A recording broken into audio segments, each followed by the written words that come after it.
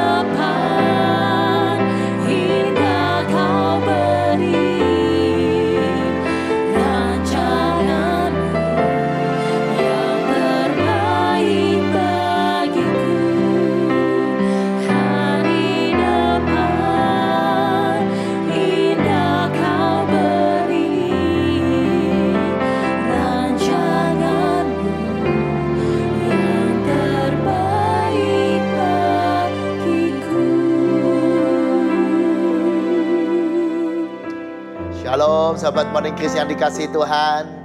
Jadikan hari ini hari yang penuh dengan cinta, sebab Bapa sangat sayang pada kita seperti Bapa sayang pada anak-anaknya. Mari kita mengawali Morning Grace pagi ini dalam doa. Mari kita berdoa. Ya Tuhan, kami bersyukur karena seperti Bapa sayang pada anaknya, demikianlah Tuhan mengasihi kami. Dan saat ini ya Tuhan, kami mau menikmati kasih Tuhan dengan hidup di dalam kasih itu setiap hari, setiap waktu. Biarlah pekerjaan Tuhan dinyatakan dalam kehidupan kami. Biarlah kami juga selalu menyatakan kasih Tuhan buat sesama kami. Terpujilah nama Tuhan. Amin. Shalom sahabat Morning Grace, apa kabarnya semua? Bagaimana Marisa dan Jin? Nah, lagu yang tadi kita nyanyikan seperti Bapak sayang anaknya ini luar biasa banget ya. Bapak itu selalu mikirin kita. Anaknya, misalnya kalau seorang bapak di dunia ini bersama anaknya, mikirin merhatikan anaknya. Anaknya sedang pergi, ia tetap mikirin. Anaknya mungkin sudah pindah luar kota atau mungkin luar negeri, mungkin karena bekerja atau apa. Namanya orang tua, tetap mikirin terus. Orang tua itu selalu memikirkan anaknya. Tidak ada hari waktu tidak mikirin. Jadi memang kalau bicara soal cinta atau kasih, itu baru teruji ketika misalnya pas tidak ketemu apa yang dia lakukan. Pada waktu tidak ada orang lain apa yang dia lakukan. Nah itu cinta yang suci itu teruji di situ. Contoh ini, dalam kehidupan kita dengan orang lain. Kan banyak orang kan kalau di hadapannya kelihatannya baik, ya kan? Orang bilang cari muka, ya kan? Tapi kalau sudah nggak di hadapannya, belum tentu baik. Kadang-kadang cuma kalau pas di depannya tampak baik, tapi begitu nggak di depannya nggak baik. Orang suka begitu. Antara yang dilakukan hari ini ketika bertemu dengan seorang dengan dilakukan nanti bisa beda. Cintanya tidak konsisten, cintanya tidak setia. Nah, kita perlu membalas kasih Bapa yang setia tadi, yang luar biasa dengan kasih yang konsisten. Cinta yang sungguh-sungguh. Sebab Bapa sayang pada kita juga luar biasa kok. Kita mestinya punya cinta yang luar biasa. Nah, contoh cinta yang luar biasa mau saya ceritakan tentang Nikodemus. Wah, pasti sudah benar kan kisah Nikodemus? Pernah di Yohanes pasal 3 ayat 1 dan 2 diceritakan Nikodemus itu diam-diam pada malam hari datang kepada Yesus. Lalu memuji Yesus, Rabi, kami tahu engkau datang sebagai guru yang diutus Allah. Lalu Yesus memberi nasihat pada Nikodemus untuk lahir baru. Tapi ceritanya lalu stop di situ. Di Yohanes pasal 3, ayat 1-21, stop. Lalu apa yang terjadi dengan Nikodemus? Setelah dialog itu, tidak ada yang tahu. Dan gak ada ceritanya. Baru tiba-tiba muncul lagi, nanti di Yohanes pasal 19, ayat 39. Wah, ini menarik. Tiba-tiba ceritanya lenyap. Dari Yohanes pasal 3 muncul lagi Yohanes pasal 19 ayat 38. Pada waktu Yesus justru sudah mati di salib. Atau sesaat Yesus sudah mati di salib, muncul nama Nikodemus pada saat Yusuf dari Arimatia dan para prajurit menurunkan mayat Yesus untuk dimakamkan. Nah, pada detik itulah nama Nikodemus muncul. Saya bacakan ya. Yohanes 19 ayat 38. Juga Nikodemus datang ke situ. Dialah yang mula-mula datang pada waktu malam kepada Yesus. Ia membawa campuran minyak mur dengan minyak gaharu kira-kira 50 kati beratnya. Wah. Jadi muncul pada bagian yang katakanlah kritis. Kenapa? Karena tidak ada murid Yesus di situ sudah. Semua orang meninggalkan Yesus. Yesus mati setelah disalib. Lalu Yusuf Arimatia bersama dengan Nikodemus menurunkan mayat Yesus. Nikodemus digambarkan membawa campuran minyak mur dan minyak gaharu 50 kati beratnya. Apa artinya itu? Wah, ini menurut saya luar biasa. Kenapa? Karena membawa campuran minyak mur dan minyak gaharu yang sangat banyak dan sangat mahal. Nah, kalau Jen sama Marisa kalau beli minyak wangi berapa banyak? 10 mili, 20 mili, satu botol begini? Atau beli 1 liter? Aduh Pak, aduh Pak, 1 liter. Belinya sedikit kan? Sedikit ada mahal. Berapa kalau yang minyak wangi? 100 mili berapa? 500.000? Bisa lebih ya. Kalau kita googling itu namanya minyak mur itu mahal sekali. Apalagi yang murni. Minyak mur itu kalau 10 mili saja itu harganya bisa 200.000. Zaman sekarang, kurs sekarang 200.000. Bayangkan kalau dia membawa 50 kati. 1 kati itu kira-kira 6,5 on. Jadi kalau 31 sampai 32 kilo atau liter kalau air kan, kalau minyak lebih banyak kan.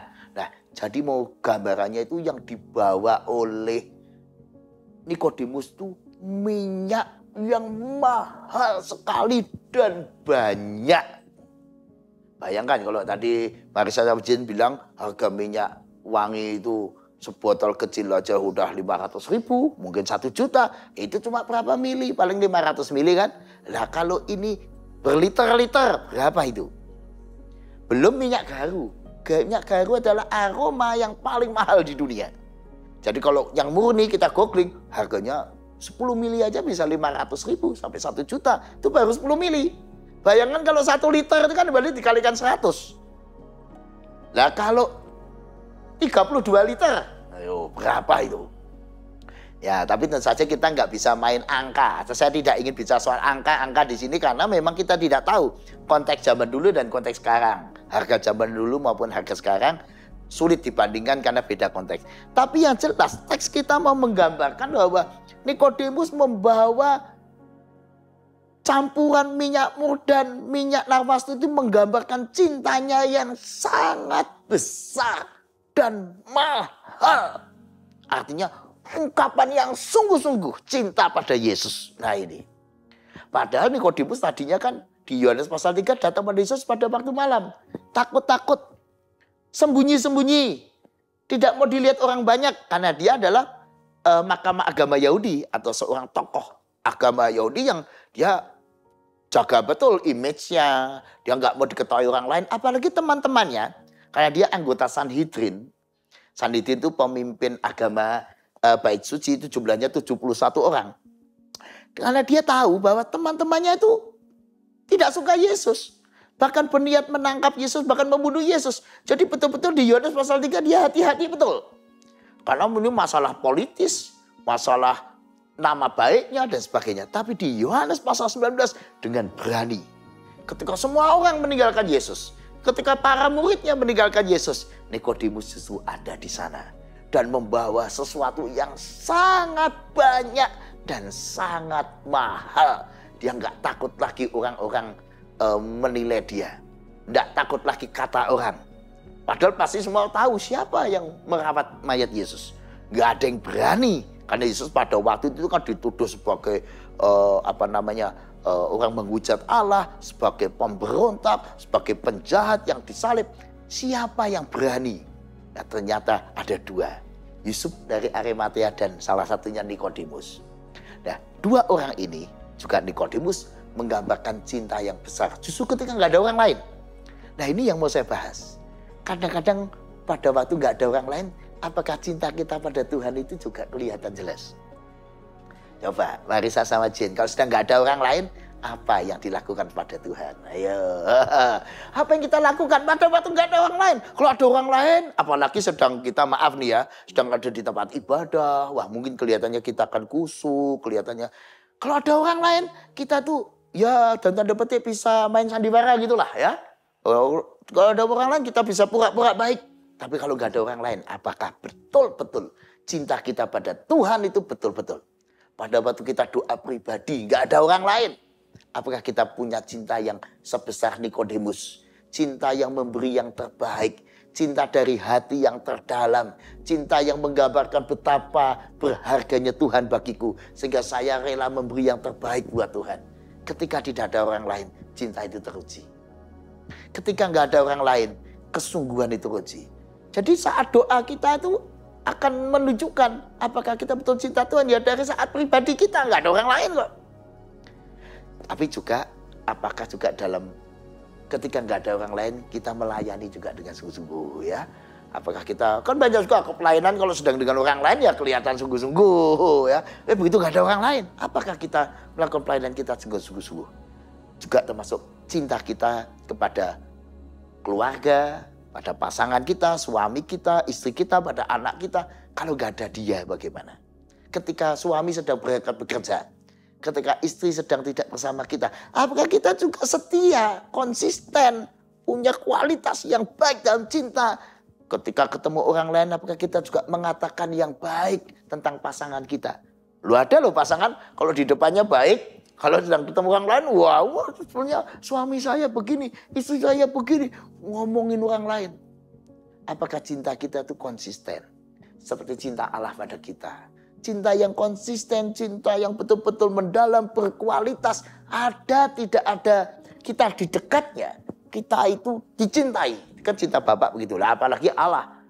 Selalu kita ada di hatinya. Ya, kita selalu ada di biji matanya. Kan begitu. Selalu ada dalam pandangan Allah. Nah, apakah kita juga punya cinta yang demikian? Nah, mari kita belajar mencintai Tuhan yang terbaik. Apa yang saudara dan saya persembahkan buat Tuhan? Hari ini Anda bekerja sendiri di meja kerja Anda, nggak ada orang lain, tetap nyatakan cinta pada Tuhan dengan pekerjaan yang terbaik. Hari ini mungkin saudara Anda berjalan dengan kendaraan Anda, di tengah jalan nggak ada orang lain, lakukan sebagai pengendara yang terbaik dengan cinta pada Tuhan dan cinta pada sesama yang terbaik. Hari ini mungkin Anda sedang melakukan tugas Anda dan nggak ada orang lain, kerjakan dengan penuh sukacita, dengan sungguh-sungguh sebagai wujud cinta pada Tuhan dan sesama. Ketika tidak ada orang lain, bukti cinta yang terbaik justru makin kita buktikan. Mari kita jadi pribadi yang demikian. Nah, apalagi buat kita yang menjadi orang tua, ayo cinta kita pada keluarga kita, cinta yang terbaik. Apalagi ketika tidak ada anak kita dan di dekat kita, rencanakan yang terbaik. Supaya ketika ada anak kita dekat kita, kita juga melakukan yang terbaik buat anak-anak kita, buat orang lain. Tuhan memberkati saudara. Selamat mencintai dengan cinta seperti Bapa sayang pada anak-anaknya. Amin. Mari kita berdoa. Ya Tuhan, kami bersyukur mendengar kesaksian kehidupan Nikodemus yang memiliki kualitas cinta yang luar biasa kepada Tuhan. Memberi pelayanan yang terbaik buat Tuhan. Karena cinta yang besar dan berkualitas. Bahkan ketika tidak ada orang lain. Biarlah kami juga melakukan yang sama. Cinta yang terbaik pada Tuhan dan kepada orang-orang sekeliling kami. Terlebih pasangan kami, keluarga kami, orang-orang dekat kami, pelayanan kami. Biarlah kami melakukan yang terbaik di dalam dan bersama Tuhan. Terpujilah nama Tuhan. Amin. Mari seperti Bapa sayang anaknya, kita terus menyayangi Tuhan dan dunia sekitar kita.